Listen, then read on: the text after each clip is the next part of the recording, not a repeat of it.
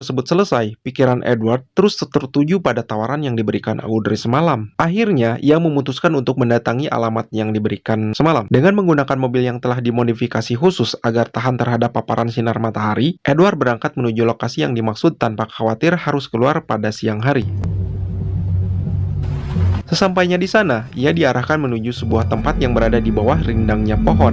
Di lokasi itu, Audrey memperkenalkan Edward kepada seorang pria bernama Elvis, yang mengaku sebagai mantan vampire. Tentu saja Edward tidak langsung percaya, namun Elvis menunjukkan bekas gigitan vampir di tubuhnya, serta membuktikan bahwa jantungnya kini kembali berdetak seperti manusia normal pada umumnya.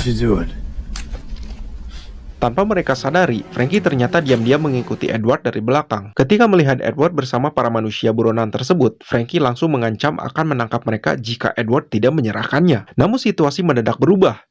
Pasukan militer yang sebelumnya dipanggil Frankie tiba-tiba datang untuk melakukan penangkapan. Karena mobil Elvis rusak saat pengejaran terjadi, mereka akhirnya melarikan diri menggunakan mobil milik Edward. Kejar-kejaran sengit pun tak terhindarkan. Di tengah pelarian, mobil mereka terkena tembakan yang membuat bagian atapnya rusak. Sinar matahari yang mulai masuk ke dalam kendaraan dan membuat Edward kesakitan. Melihat kondisi itu, Elvis segera mengambil alih kemudi agar mereka bisa terus melarikan diri.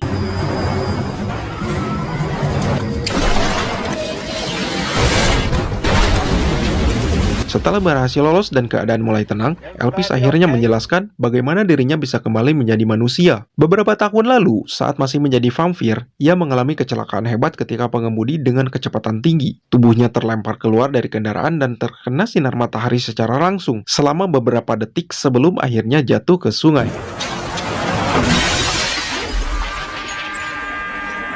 Anehnya, ia tidak mati. Ketika sadar, ia mendapatkan warna matanya telah kembali normal dan jantungnya kembali berdetak. Untuk membuktikan bahwa dirinya benar-benar sembuh, Elvis bahkan berani berjalan di bawah sinar matahari tanpa mengalami luka sedikit pun. Mendengar penjelasan tersebut, Edward semakin tertarik. Mereka kemudian menuju markas rahasia tempat para manusia yang masih bertahan hidup bersembunyi. Di sepanjang perjalanan, Audrey melihat kondisi Edward yang mulai memburuk akibat kekurangan darah. Karena merasa kasihan, Audrey rela melukai tangannya sendiri agar Edward dapat meminum sedikit darah dan mempertahankan kesadarannya.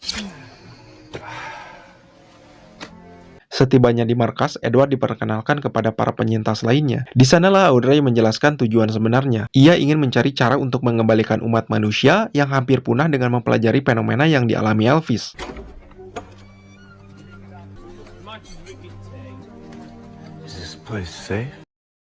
Sementara itu, di tempat lain, Charles memanggil Frankie. Bukannya marah,